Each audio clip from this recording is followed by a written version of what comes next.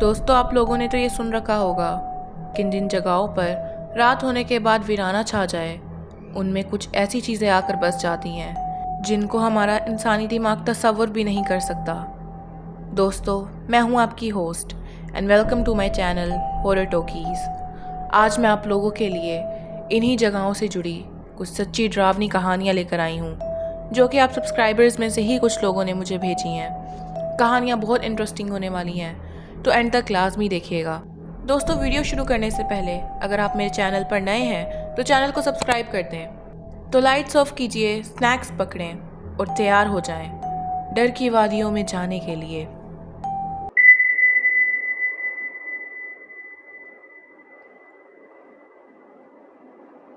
मेरा नाम उमर हयात है और ये वाक़या मेरे मामू के साथ पेश आया था।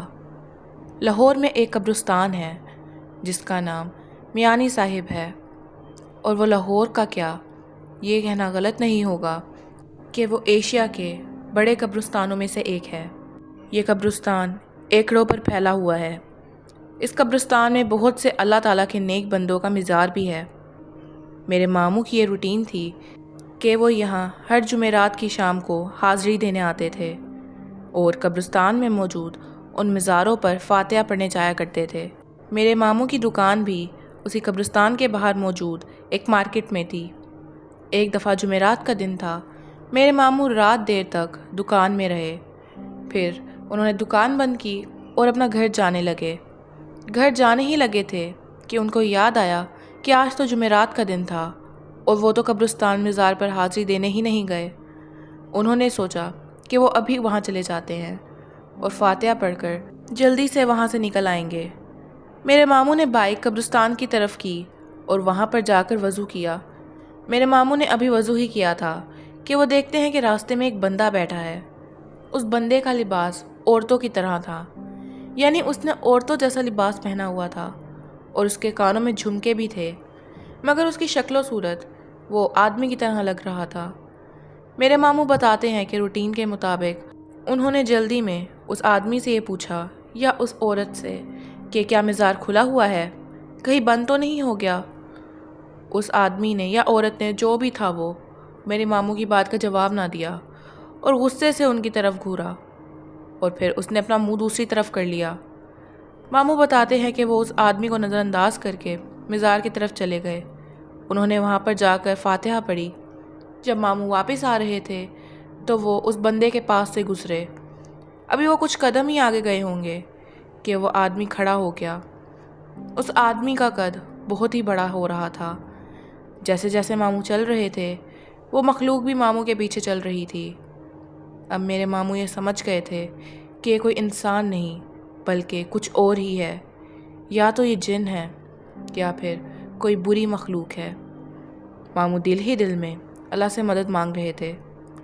कुछ ही देर में उनके गिर्द खुशबू ही खुशबू फैल गई। मेरे मामू बहुत ज़्यादा डर गए थे। खैर, वो जैसे तैसे करके उस कब्रिस्तान से बाहर निकले। अभी वो बाहर ही निकले थे कि उनको अपने पीछे से ऐसी आवाज़ आई जैसे कि कोई बिल्ली रो रही है। मामू ने वो आवाज़ तो सुनी थी मगर उन्होंने पीछे मुड़कर नहीं देखा। कुछ ही देर में उनको ऐसा लगा कि मेरे मामू के बाबा ने उनको आवाज़ दी है कि रुको, कहाँ जा रहे हो, मुझे भी अपने साथ लेते जाओ, मैं यहाँ पर आया था, मुझे भी घर जाना है। लेकिन मामू समझ गए थे कि उनके बाबा नहीं हो सकते, ये सब वो छलावा कर रहा है। मामू अपनी बाइक पर बैठे और अपनी बाइक स्टार्ट की। उनके पीछे से ऐसी आवाज़ आई कि आज तो तू बच गया, तुझे उस रोशनी ने बचा लिया, मगर अगर कभी रात के वक्त यहाँ भूल कर भी आया तो तू बच नहीं सकेगा। ये कहकर उस मखलूक ने बहुत ही बारीक मगर खून जमा देने वाली चीख मारी। मेरे मामू ने ना इधर देखा ना उधर। वो अपनी बाइक को फुल स्पीड पर भगा गए और जब तक वो घर नहीं पहुंचे तब तक उन्होंने बाइक नहीं रोकी। जब वो घर आए तो घर आकर उन्होंने नानी को वो सब वाक़या बताया। नानी ने मेरे मामू को रात के वक्त उस कब्रिस्तान में जाने से मना किया और कहा कि अगर तुम दिन के वक्त भी जाओ तो अपने ऊपर आयतुल कुर्सी का हिसार बांध कर ही जाना। मेरे नानी ने बताया कि अक्सर औकात ऐसी जगहों पर ऐसी मखलूक़ात मौजूद होती हैं جو کہ انسانوں کو اپنا شکار بناتی ہیں۔ ماموں اس دن بہت زیادہ ڈر گئے تھے۔ وہ آج بھی ہر جمعرات کو فاتح پڑھنے جاتے ہیں، مگر اب تک ان کے ساتھ اس کے علاوہ کوئی ایسا واقعہ نہیں ہوا۔ یہ تھی میری کہانی، امید کرتا ہوں آپ کو پسند آئی ہوگی۔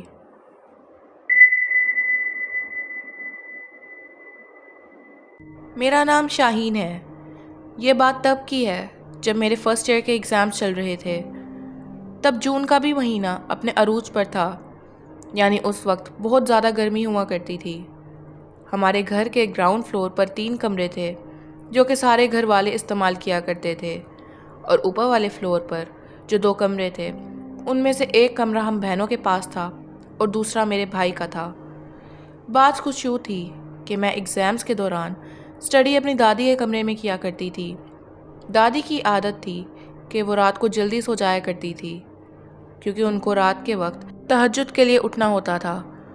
ان کے کمرے میں سکون ہوتا تھا، اس لیے میں ان کے کمرے میں بیٹھ کر پڑھتی تھی۔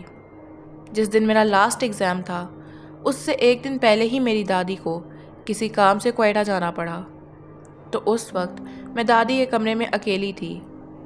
تو میں نے ان کے کمرے کا دروازہ بھی کھول دیا اور سونے کے لیے لیٹ گئی۔ میں نے الارم لگایا تاکہ رات کو اٹھ کر پڑھ سکوں۔ میں رات کے 8 بجے ہی سو گئی تھی، کیونکہ مجھے صبح جلدی اٹھ کر ریویژن بھی کرنی تھی۔ اس وقت نہ جانے کیوں الارم بجنے سے پہلے ہی میری آنکھ کھل گئی۔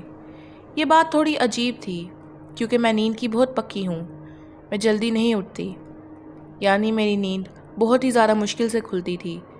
اسی وجہ سے میں 1 سے زیادہ الارم لگا کر سوتی تھی۔ خیر، الارم بجنے میں ابھی ٹائم تھا تو میں نے اس کو بند کر دیا اور چائے بنانے کے لیے اٹھی۔ میں چائے بنا کر دادی کے کمرے میں ہی آئی اور ریویژن کرنے کے لیے صوفے پر بیٹھ گئی۔ اذان میں بھی بہت دیر تھی، تو میں نے سوچا کہ آرام سے پہلے ریویژن کر لوں۔ میں نے پڑھنا شروع کیا۔ اب دادی کا روم میرے پیرنٹس کے روم کے ساتھ ہے اور سارے کمرے ایک ہی لائن میں موجود ہیں۔ ان میں ڈرائنگ روم بھی شامل ہے۔ ان کمروں کے بالکل سامنے کچن اور ایک چھوٹا سا اسٹور روم ہے۔ خیر، پڑھتے پڑھتے میری نظر باہر گئی تو میں دیکھتی ہوں کہ ایک عورت ہے جو کہ گیٹ سے اندر آئی ہے اور ہمارے لاؤنج ایریا کی طرف جا رہی ہے۔ میں نے اس کا چہرہ نہیں دیکھا، بس اس کی پیچھے سے دیکھا تھا۔ وہ کچھ ایسی تھی جیسے کہ کسی مردانہ جسامت کی عورت ہو۔ اس کے کپڑے پرپل رنگ کے تھے اور بالوں کا جوڑا ایسا بنا ہوا تھا جیسے اس کے بال بہت بڑے ہیں، یعنی اس کے منہ جتنا اس کا جوڑا تھا، اور وہ عورت بہت ہی زیادہ موٹی تھی۔ ایسے دکھنے والی عورت تو ہمارے گھر میں کوئی نہیں تھی۔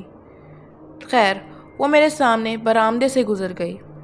میں یہی سوچ رہی تھی کہ یہ کون ہے، کہیں گھر میں کوئی گھس تو نہیں گیا۔ خیر، میں اس کے پیچھے بھاگی۔ میں اسٹور روم میں گئی، میں نے کچن بھی چیک کیا، میں نے ہر جگہ دیکھ لیا، مگر وہ مجھے کہیں نہیں ملی۔ خیر، میں نے سوچا کہ شاید میرا وہم ہوگا، میں نیند میں ہوں گی اور مجھے ایسا لگا ہوگا کہ شاید کوئی گھر میں آیا ہے۔ میں واپس آ کر پڑھنے لگی۔ ابھی تھوڑی دیر ہی گزری ہوگی کہ میرے جسم میں سوئیاں چبھنا شروع ہو گئیں۔ اس وقت مجھے عجیب سا محسوس ہو رہا تھا۔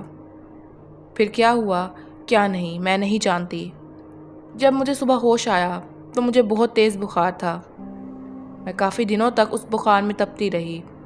اسی دوران میں نے اپنا ایگزام بھی دیا تھا۔ مجھے 3 دن تیز بخار رہا تھا۔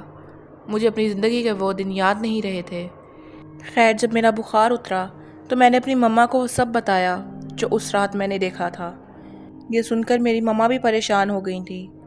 انہوں نے بتایا کہ اس رات تم نے جس کو دیکھا تھا وہ کوئی انسان نہیں بلکہ کوئی چڑیل تھی۔ خیر، اس دن کے بعد سے میں نیچے والے پورشن میں رات کے وقت نہیں جاتی، کیونکہ مجھے ایسا لگتا ہے کہ کہیں وہ عورت نہ نکل آئے اور مجھے اپنا شکار نہ بنا لے۔ اسی وجہ سے اب میری مما بھی ہمیں گھر میں اکیلا نہیں چھوڑتی، کیونکہ ان کو بھی پتہ ہے کہ ہمارے اس گھر میں ہمارے علاوہ کوئی اور بھی رہتا ہے جس کو ہم دیکھ نہیں سکتے۔ دوستو، یہ میری سچی کہانی تھی جو کہ میں آپ کے ساتھ شیئر کرنا چاہتی تھی۔ امید کرتی ہوں آپ کو پسند آئی ہوگی۔ دوستو، یہ تھی آج کی ویڈیو۔ امید کرتی ہوں آپ کو کہانیاں پسند آئی ہوں گی۔